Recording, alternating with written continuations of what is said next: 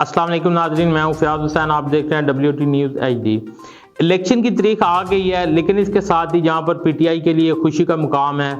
وہاں پر ان کے لیے افسوسناک خبر یہ بھی ہے کہ ان کے پرانے کارکن اور سابق اسپیکر قومی اسمبلی جناب اسد قیصر صاحب کو جو ہے وہ اریسٹ کر لیا گیا۔ کل اسلام آباد سے ان کو گرفتار کر لیا گیا، ان پہ کرپشن کے الزامات ہیں۔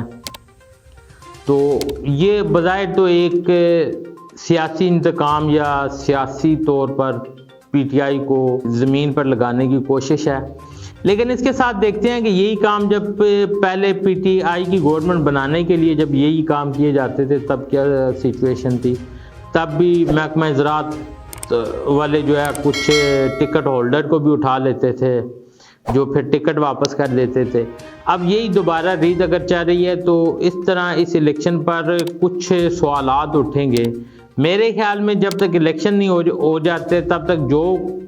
چند ایک رہنما PTI کے باہر ہیں ان کے خلاف کسی قسم کی کارروائی نہیں ہونی چاہیے تھی۔ بہرحال اگر وہ واقعی کہیں پر گلٹی محسوس ہوتے ہیں گورنمنٹ کو یا ان اداروں کو اور واقعی ان کی گرفتاری مطلوب ہے تو بالکل یہ کہ اگر جینوئن کیس ہیں تو پھر تو ہونا چاہیے، لیکن اس کے ساتھ ایک ایسا امپریشن بن رہا ہے کہ آیا PTI کے خلاف انتقامی کارروائیاں کی جا رہی ہیں، PTI کو زمین کے ساتھ لگانے کی کوشش کی جا رہی ہے۔ تو اس سے اس الیکشن پر بہت سارے سوالات اٹھیں گے۔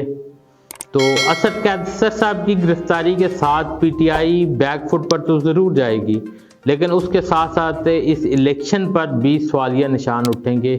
آیا ہمارے مقتدر حلقوں کو یہ چیز بھی اب دیکھنی پڑے گی کہ الیکشن کی جو کریڈیبلٹی ہے وہ بھی ڈیمیج نہ ہو، اور جو الیکشن ہے خان صاحب کی مقبولیت ہے، خان صاحب کا جو وہ خود اگر کسی کیس کی وجہ سے الیکشن میں پارٹیسپیٹ نہیں بھی کر سکتے تو کم از کم PTI اپنے نام کے ساتھ اپنے انتخابی نشان کے ساتھ بیلٹ پیپر پر موجود ہو، اور وہ جہاں سے ان کا جو بھی امیدوار ہے وہ بالکل ایک اوپنلی اپنی الیکشن کمپین رن کرے،